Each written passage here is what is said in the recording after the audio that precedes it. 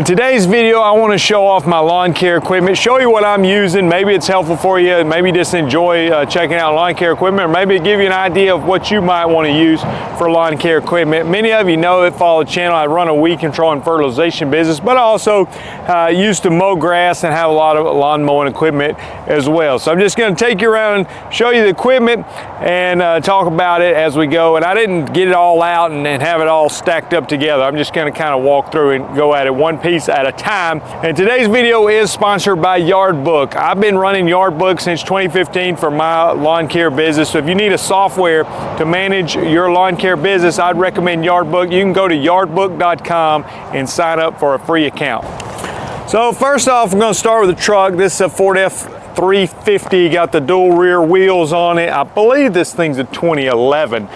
So it's getting on up there in age, but I think I've got 60-something thousand miles on it. So when I bought it, it had really low miles. I've had it, I'm gonna say 5 years or so.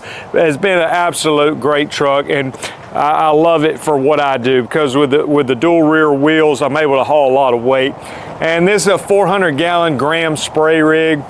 And you can see my setup. I've got a 300-gallon on this side and a 100-gallon on that side. It's actually more like 310 and 105, but we say 300-100 split. I've got this Bean piston pump here, which is great. So on this side, I've got mechanical agitation. You can see here I've got pulleys here, and it has a big shaft that goes through there with a big metal paddle in the large side of the tank for some great agitation. The other side's got jet agitation on the small side. You've got this, the reel here. I'm thinking this is, I'm trying to remember, 300 foot of hose, I believe. Handheld, I think is how you say it, but they make great reels. Only thing I can ever remember happening, I don't know if I've ever done anything to this reel other than this little piece got replaced one time. I had another one time where I had to replace the motor, but I believe that's the original motor on this one. So this one has been excellent, and their motto is you can't buy a better reel, and I wouldn't disagree with that. They are fantastic. Some of the reels that you see, or some of the hoses, I think this is a 5/8 inch hose, and a little bit a smaller diameter makes it lighter and easier to pull around. You see a little Honda engine on there. And then as far as the truck goes, I've got where I use these little 2-gallon battery sprayers a lot, handheld batteries. I've got 5 of them on here. This one's a Petra Tools, but the rest of them, Scott's, they're called a Zero Pump. I can put some links to some of this stuff popping up, but these things are great. And I'm not saying I'm gonna last forever. Occasionally the hose will kink right here, but I do really like these. They got a pressure release valve. Sometimes that'll get broke off, but in general, I love not having to pump with the sprayer. See, I got a couple of little storage boxes here on here. I've got the Honda engine and crank it right here. I think it does have, yeah, it's got a backup pull start if you ever need to use that, but I believe it actually connects to the truck battery, and that's how that works. So I'm not gonna fire it up right now, but this thing has been rock solid for me. And one of the things I like about having the flatbed, I can really put a lot of fertilizer back here when it's time to haul that. I do have a trailer, so sometimes I'll haul a Z-spray on that, or occasionally need to haul a mower or something else. That's a 6x12 trailer. And also got that rack sitting over there. That's the B&B rack that's good for hauling like smaller machines like a Permagrain or a Ground Logic, or the one I've got I'll show you in a minute that fits on that rack. You can see I've got these 2 Green Touch backpack sprayer racks over here, and got a couple little backpack battery sprayers on here. One of them I keep glyphosate in there and SureGuard, which is what I spray flower beds with. The other one is empty at the moment, but I may use it for something different. I had an insecticide in there with it last year, spraying for things like chinch bugs and of that nature. All right, other things out here. This is something new that Spiker's coming out with. You see, this is, they call it the Turf Dresser Pro. So I'm gonna test this out, but basically it's like a push spreader, but it's made where it will handle sand and things for top dressing. So I'm excited about trying it out. You see my workshop. I've got this is a 36 by 36. I've got a lean-to on it to help keep stuff dry, and I've just got a single door on it, but it's served me well, and certainly better than anything I've ever had in the past. And I've got in here a ping pong table, which is certainly important, but I also got the Z-Spray mid. Some of you know that I work with Exmark and Z-Turf equipment, and they gave me this a couple years ago. This was when they redesigned them, the 2023 model, and it has taken some getting used to, but I'm telling you, it is a great machine. Certainly on the bigger properties, it has been excellent. Mine, just the way mine's set up, I don't use mine a lot for spreading fertilizer, but I do use it for spraying. For spreading, I use this. This is the back slope machine. So that's a brand. It's similar to the Ground Logic, but it's a different company that's come out and redesigned a little bit from that. And I really like it. I think it's got a good ground speed. Not good compared to the Z-Spray, but good compared to some of the other smaller machines that I've used. And for spreading, it's got a spiker hopper on it. And really love this. And I love that I can haul it on that B&B rack I showed you earlier. The Z-Spray, this is the mid. This one has two 20-gallon tanks. I've also got one extra 7-gallon tank. And over here, this is the ISO tank. So if you wanted to mix like something for spot treating weeds, you can do that. It's got the hose reel on it. Mine's also got the turf marker here. So for our warm season lawns, sometimes it's hard to tell where you've been because they don't stripe very well. So this puts the bubbles out, foam bubble marker out on these end tips.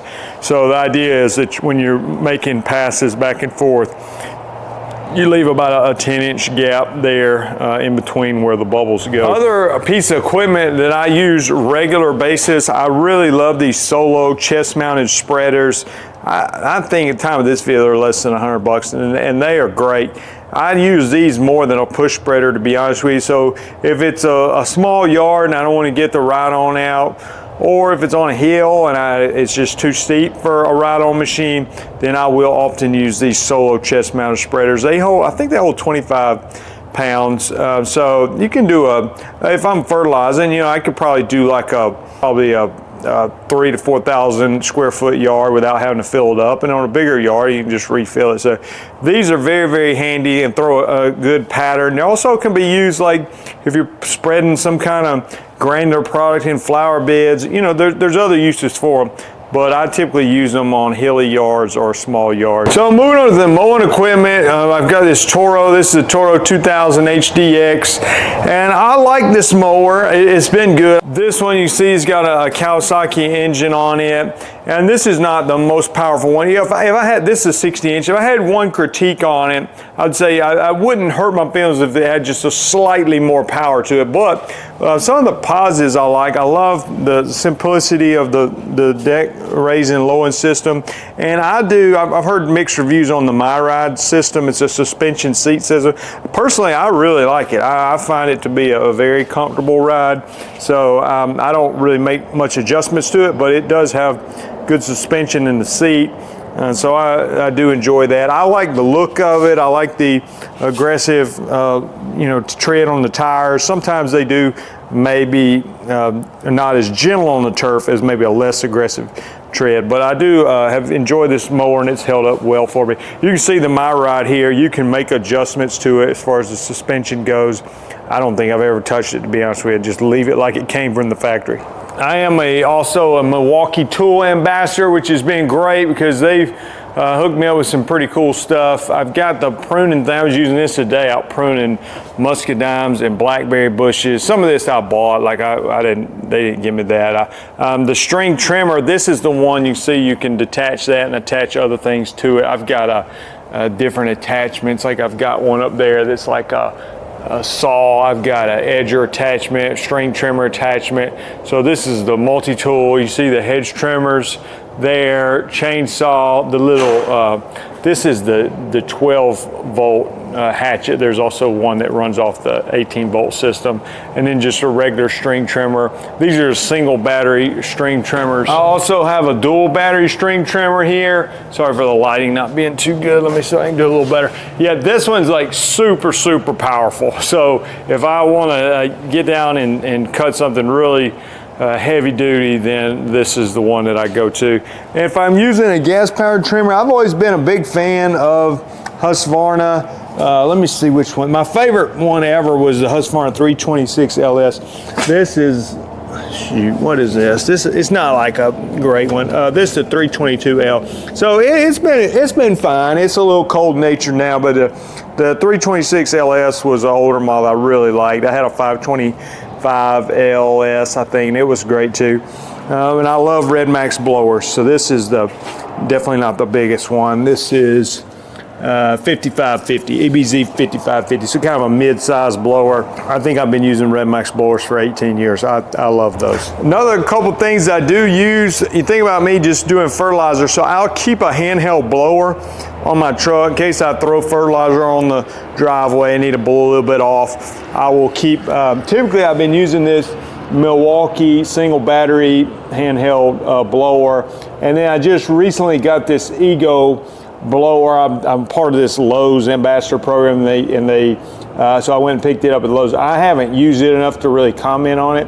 but I do want to do a video soon, a comparison video between these two. But these, in my opinion, are two of the more reputable brands out there as far as battery powered handheld blowers, and certainly have loved the Milwaukee one. Yeah, and one of the things I like about some of this stuff is like as far as the battery equipment goes, you know, if I'm out trimming hedges or the string trimmers, you know, there's pluses and minuses. The batteries don't last forever, and so you gotta have multiple batteries, and there's ways to work around that with faster charge times and things, so it's helpful. They are quieter, which I love that, but things like the chainsaw, things like the hedge trimmers, pruning shears, those are great, and things that I'm not using a lot. Those sprayers, like battery powered sprayers, you know, they just last so long before you have to recharge the battery. So the battery on those to me is just almost a no-brainer, because I don't want to be pumping up the sprayer all the time. It's just not, I don't know anybody that enjoys pumping up sprayers. So I love the battery. And like I said, I can go, those 2-gallon handheld sprayers I was showing, I could probably go 3 weeks maybe between charging them. That's how long they last. I mean, not that I'm not out there spraying all day with them, but I just go out and spray a few weeds, and they last so long, and then they charge right back up. So just very, very little power being used by them, I suppose. So that's my lawn care setup. That's the equipment I'm using. I think it's my 18th year in the lawn care business, so excited about that. Also wanted to mention, we are doing the Lawn Care Life Conference. You might say, what is that? Well, this is actually the 5th one we've done. It started back in 2017, I think, was the first one we did. And had the Lawn Care Life Conference last year, 2024. Now it's February 21st and 22nd of 2025. If you want to check it out, check out all the speakers. We're really excited about our speakers this year, including a guy named Brandon Gray who goes around the country helping small businesses, and excited about him coming. We got Alan Hain, Lawn Care Lutt, Naylor Taliaferro, Paul Jameson, myself, John Pajak, Andy Mulder. I'm sure I'm leaving people out, but we got a lot of people coming, and some great sponsors as well, so I appreciate them supporting the event. If you want to come and you hadn't bought a ticket, I would encourage you to do so. The event is coming up very, very soon, February 21st and 22nd. You can go to lawncarelife.com and click on the conference link, and that's where you can see the details and register. There's a general admission option, there's a VIP option, and if you know you want to come and you know it's an expense there, I understand that, it's a sacrifice. If the finances are an issue and we can help with that, then send me a message and let me see if I can help you out on that, because we, you know, at the end of the day, we want as many people to come as we can to experience the event. We feel like the event's put together, the sponsors have been great to support the event. All your meals will be provided, so it's an exciting time. So it's an event you don't want to miss, and we hope to see you in Springville, Alabama, near Birmingham at the Lawn Care Life Conference. If you haven't done so, subscribe to the channel, and we'll see you guys in the next video.